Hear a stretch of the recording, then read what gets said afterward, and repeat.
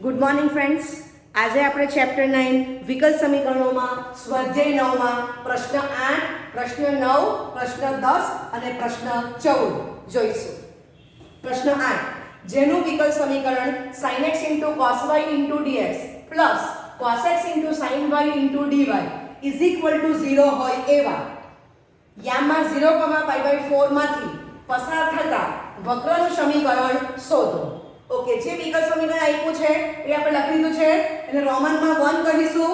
Okay, ચલો પહેલા આપણે જોઈએ કે x અને y માં વિયોજન થાય છે કે નહીં. એ પહેલા આપણે પહેલી મેથડનો ઉપયોગ કરીશું, બરાબર? તો sin x cos y dx is equal to cos x sin y dy.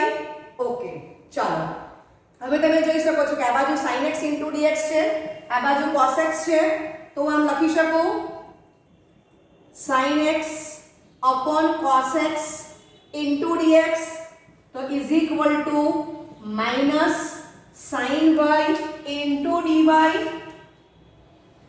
બરાબર?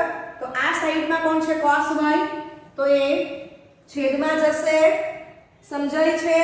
તો તમે જોઈ શકો છો કે અહીંયા સરળતાથી x અને y નું વિયોજન થઈ જાય છે. બરાબર છે? ઓકે, તો આપણે દેખાય છે કે જે x અને y માં વિયોજનીય છે.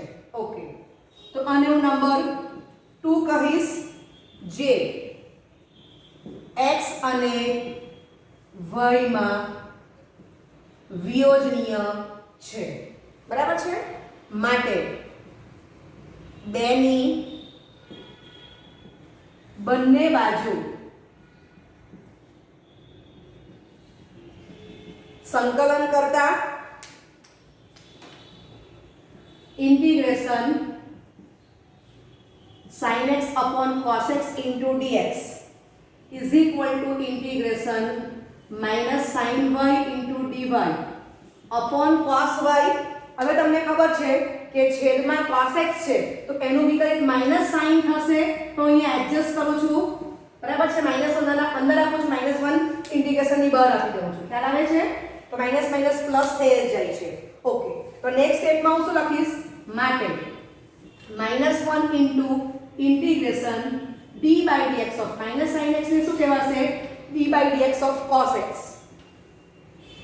upon cos x dx is equal to integration sin y ને શું કહેવાશે?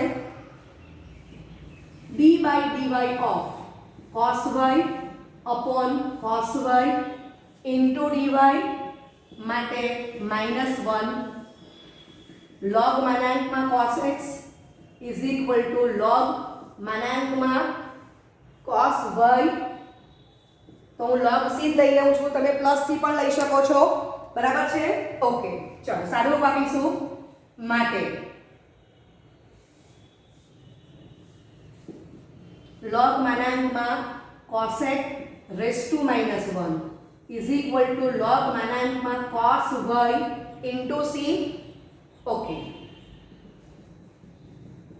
cos x is greater than 0, cos y into c greater than 0. બરાબર છે? ઓકે, ચાલો તો પછી આપણે નેક્સ્ટ સ્ટેપમાં માનાંક દૂર કરશું, લગ પણ કરી નાખશું. આટલું કમ્પ્લીટ કરો. ઓકે, તો cos x is greater than 0, cos y into c is greater than 0, એટલે માનાંકમાં cos x equal to cos x ને માનાંકમાં cos y into c is equal to cos y into c લખશું. બે બાજુ log જશે, માટે બ્રેકેટમાં cos x whole raised to -1 is equal to cos y into c. બરાબર? 1 upon cos x is equal to cos y into c number 1 કહીશું, અથવા 1 upon cos x એટલે sec x થશે. બરાબર? તો sec x is equal to c into cos y number 2. તો 1 અથવા 2 એ આપેલ વિકલ સમીકરણનો વ્યાપક ઉકેલ છે. હવે આપણને પક્ષમાં શું કીધેલું છે? એ 0,π/4 માંથી પસાર થાય એવા વક્રનું સમીકરણ શોધવાનું છે. બરાબર છે? ઓકે, તો આજે તમને ઉકેલ વક્ર મળ્યો છે 1 અથવા 2, એ શામાંથી પસાર થાય છે? તો કે x, y = 0,π/4 આમ લેવું પડશે. ઓકે, વેલ્યુ મૂકો તો sec π/4 is equal to c into cos 0. ચલો cos 0 1 થશે, અને યાદ કરો cos પાઈ બાય 4 1/√2 એનું વ્યસ્ત sec પાઈ બાય 4 √2 થશે. ઓકે, માટે c √2 બરાબર છે. ઓકે, આગળ જઈશું. માટે ચાલો તો આને આપણે 3 કહીશું. માટે 3 પરથી c √2 એકમાં લેતા એક એટલે કોઈ પણ એકમાં મૂકી દો તો 1/cos x cos y √2. Okay, તો આને હું નંબર 4 કહીશ. અથવા આને શું વંચાય sec x √2 આગળ આપી શકો. બરાબર, આ રીતે.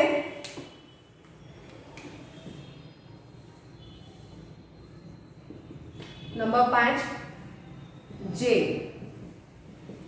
માંગેલ વક્રનું સમીકરણ છે. જે એટલે કોણ સમજવાનું છે? 4 અથવા 5. સમજાય છે? 4 અથવા 5 એ બરાબર આમ લખી દઈએ છે. ઓકે, કમ્પ્લીટ કરો. ચાલો સ્વાધ્યાય 9 પ્રશ્ન 9. જ્યારે x = 0 હોય ત્યારે y = 1 માટે વિકલ સમીકરણ બ્રેકેટમાં 1 + e2x dy પ્લસ બ્રેકેટમાં 1 + y2 exdx = 0 નો વિશિષ્ટ ઉકેલ મેળવો. ચાલો તો 1 + e2x dy plus 1 + y2 exdx = 0. Number 1 કહીશું. ચાલો પહેલા જોઈએ કે x અને y માં વિયોજન થાય છે કે નહીં. તો 1 + e2x dy -1 બ્રેકેટમાં 1 + y2 exdx બરાબર છે. ઓકે, હવે તમે જોઈ શકો છો કે exdx છે. આ બાજુ xy ટર્મ છે ને સામે લઈ જઈ શકો છો. આ બાજુ dy છે તો આ બાજુ 1 + y2 છે. બરાબર, માઈનસ તમે કોઈ પણ એક સાઈડ આપી શકો. આ બાજુ લઈ લઉં છું. સમજાય છે? તો દેખાય છે કે સરળતાથી x અને y માં વિયોજન થાય છે. ઓકે, માટે dy upon -1 બ્રેકેટમાં 1 + y2 exdx upon 1 + e2x. તો આને હું નંબર 2 કહીશ. જે y અને x માં વિયોજનીય છે. ઓકે, માટે 2 ની બંને બાજુ સંકલન કરતા integration dy upon -1 into 1 + y2 integration e2x dx upon 1 + e2x. તો e2x હું આમ લખી શકું e2x નો સ્ક્વેર. બરાબર છે. ઓકે,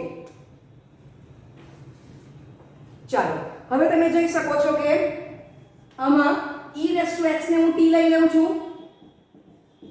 માટે e2x dx dt થઈ જશે.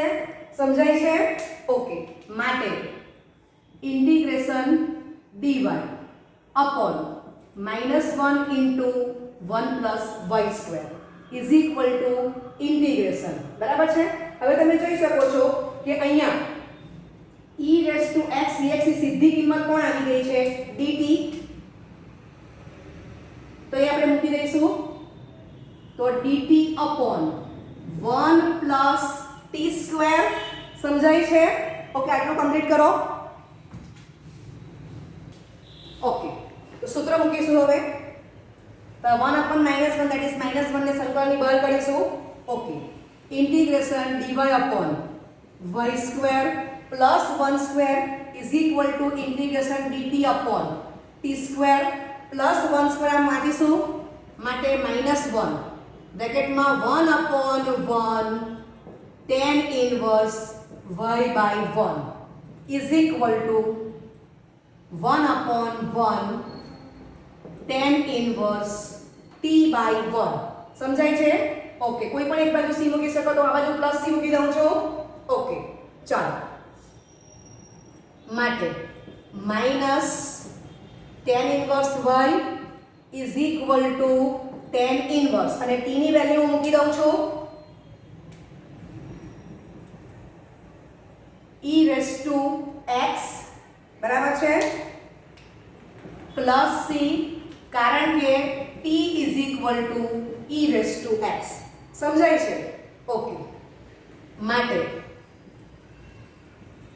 tan inverse e raise to x plus tan inverse y plus c બરાબર 0.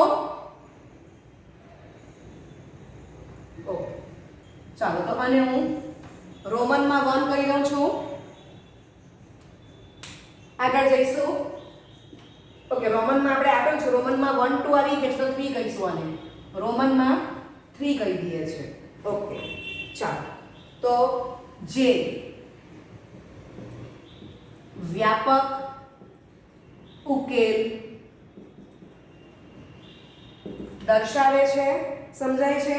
ઓકે, હવે આપણે આગળ વાંચીશું. ચાલો તો શું કીધેલું છે કે જ્યારે x બરાબર 0 ત્યારે y ઇક્વલ ટુ 1, તો 3 માં x બરાબર 0, y બરાબર 1 લેતા tan inverse of e raise to 0 plus tan inverse 1 plus c બરાબર 0, માટે tan inverse 1 plus tan inverse 1 is equal to minus c, માટે π/4 plus π/4 is equal to minus c, માટે c is equal to minus π/2. એને આપણે number 4 કહીશું.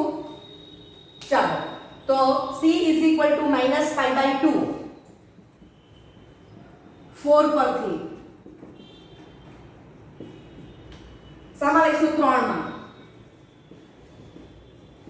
માં લેતા tan inverse e raise to x plus tan inverse y minus π/2 is equal to 0.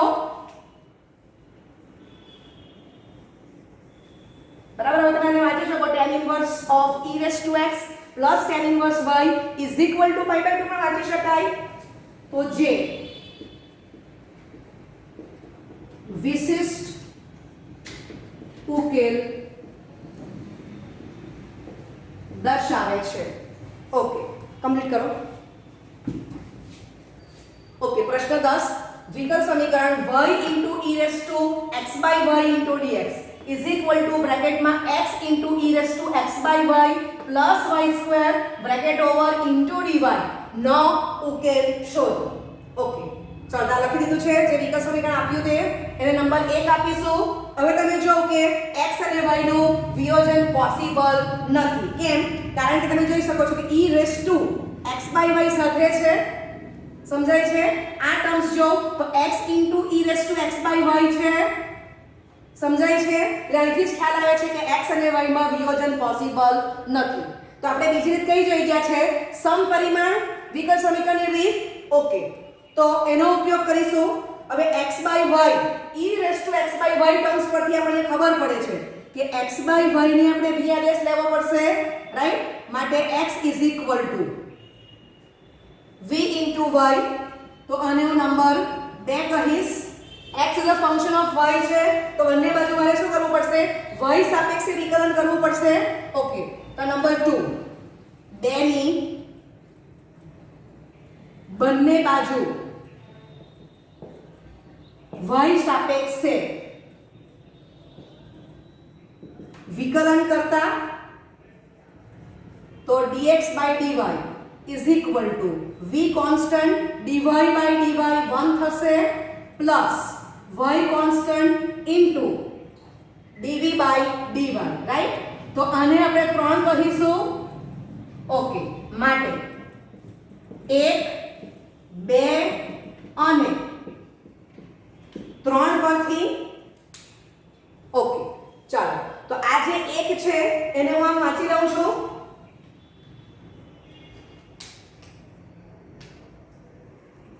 dx by dy is equal to x into e raised to x by y plus y square upon y into e raised to x by y. બરાબર છે? આમ side change કરી લઉં છું અને આ આપણો number 1 જ છે, માત્ર સાઈડ ચેન્જ કરેલી છે. ઓકે, તો 1 2 ને 3 પરથી આપણે આમાં કિંમત મૂકવાના છીએ. માટે v plus y into dv by dy is equal to x into e raised to v plus y square upon y into e raised to v. સમજાય છે? ઓકે, માટે v plus y into dv by dy is equal to अलग अलग भागाकार करशो तो x by y plus y upon e raised to v આવશે. Okay, તો x by y છે એને મારે શું કહેવું પડશે? v. માટે v plus y into dv by dy is equal to v plus y upon e raised to v. સમજાય છે? ઓકે, ચાલો પાર્ટ 2 કમ્પ્લીટ કરો. ઓકે, તો તમે જોઈ શકો છો કે બેઉ બાજુથી v કેન્સલ થશે. માટે y into dv by dy is equal to y upon e raised to v. બંને બાજુથી y પણ કેન્સલ થશે. બરાબર? y is not equal to 0. માટે dv upon dy is equal to 1 upon e raised to v. Okay, માટે e raised to v into dv is equal to dy. સમજાય છે? તો તમે જોઈ શકો છો કે જે v અને y માં વિયોજનીય છે. બરાબર છે? ઓકે, તો તમને ખબર જ છે કે સમપરિમાણ વિકલ સમીકરણમાં તમે આદેશ લેશો ત્યાર પછી સાદુરૂપ આપશો એ ઓલવેઝ શામાં ફેરવાશે? વિયોજનીય ચલની રીતમાં ફેરવાઈ જશે. ઓકે, તો આની બંને બાજુ આપણે શું કરીએ છીએ? સંકલન કરીએ છીએ. ઓકે, તો બંને બાજુ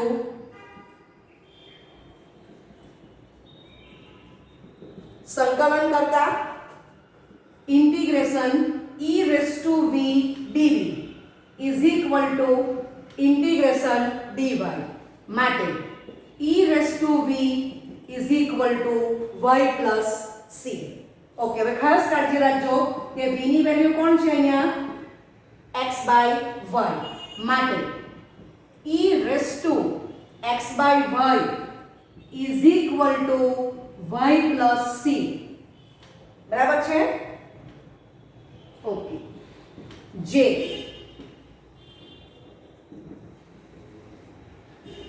વ્યાપક ઉકેલ દર્શાવે છે. ઓકે, કમ્પ્લીટ કરો. સ્વાધ્યાય 9 પ્રશ્ન 14. જ્યારે x બરાબર 0 ત્યારે y બરાબર 0 માટે વિકલ સમીકરણ x plus 1 into dy by dx is equal to 2 into e raised to minus y minus 1 નો વિશિષ્ટ ઉકેલ શોધો. તો x plus 1 into dy by dx is equal to 2 into e raised to minus y minus 1. બરાબર? તો number 1 આપીશું. હવે પહેલા વિચારો કે x અને y માં વિયોજન થાય છે ઈઝીલી. ઓકે, તો તમે જોઈ શકો છો કે અહીંયા dy છે તો આ બાજુ આ terms 2 into e raised to minus y minus 1 છે. ઓકે, તો -1 ને હું -y raised to 0 વાંચી શકું છું. ઓકે, આ બાજુ જો તો x + 1 upon dx છે, તો ખબર પડે છે કે y અને x માં આપણે સરળતાથી વિયોજન કરી શકીએ છીએ. ઓકે, તો dy upon 2 into e raised to minus y minus 1 is equal to dx upon x plus 1. Number 2, જે y અને x માં વિયોજનીય છે માટે 2 ની બંને બાજુ સંકલન કરતા integration dy upon 2 into e raised to minus y minus 1 is equal to integration dx upon x plus 1. બરાબર છે? ઓકે, ચલો સાદું રૂપ આપીશું. Integration dy upon 2 into 1 upon e raised to y વંચાશે minus 1 is equal to integration dx upon x plus 1. ચાલો તો આને આપણે 3 કરીશું.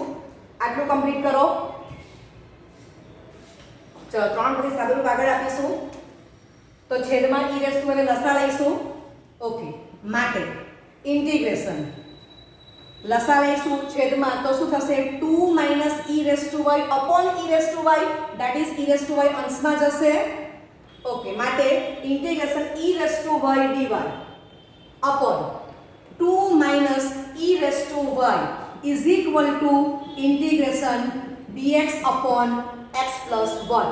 સમજાય છે?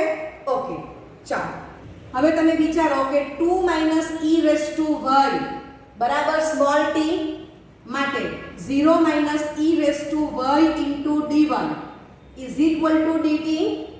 બરાબર છે? માટે e raised to y dy is equal to minus 1 into dt.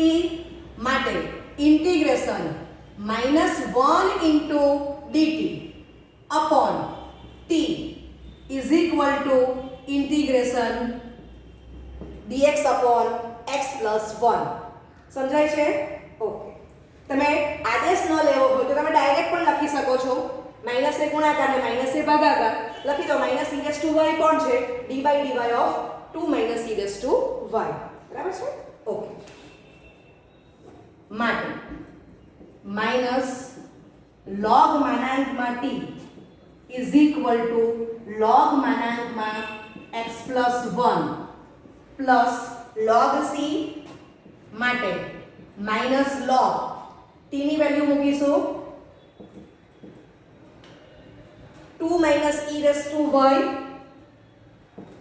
is equal to log માનાંકમાં x plus 1 into c, માટે log માનાંકમાં 2 minus e raised to y raised to minus 1 is equal to log માનાંકમાં x plus 1 into c. Okay, ચાલો હવે 2 minus e raised to y A positive જ છે, x plus 1 પણ positive જ છે. બરાબર છે? ઓકે, માટે log of 2 minus e raised to y raised to minus 1 is equal to log of x plus 1 into c. Okay, next સ્ટેપમાં બંને બાજુથી log કેન્સલ થશે, માટે 2 minus e raised to y raised to minus 1 is equal to x plus 1 into c.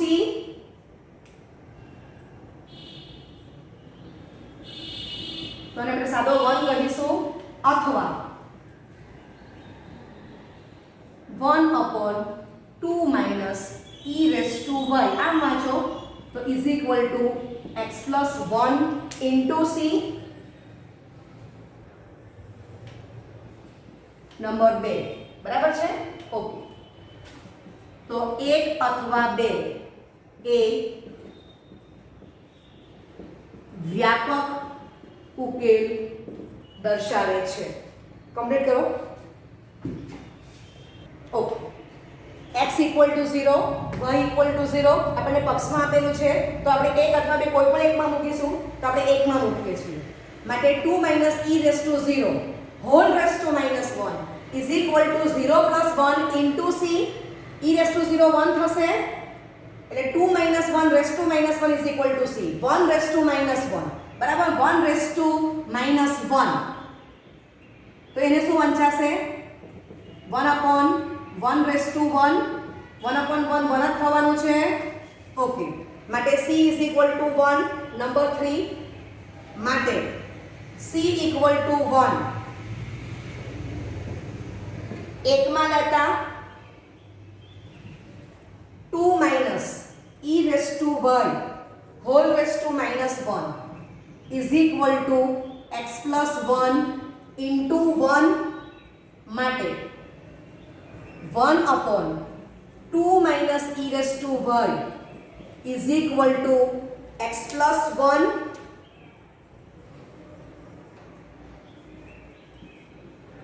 જે વિશિષ્ટ ઉકેલ દર્શાવે છે સમજાય છે ઓકે કમ્પ્લીટ કરો okay thank you very much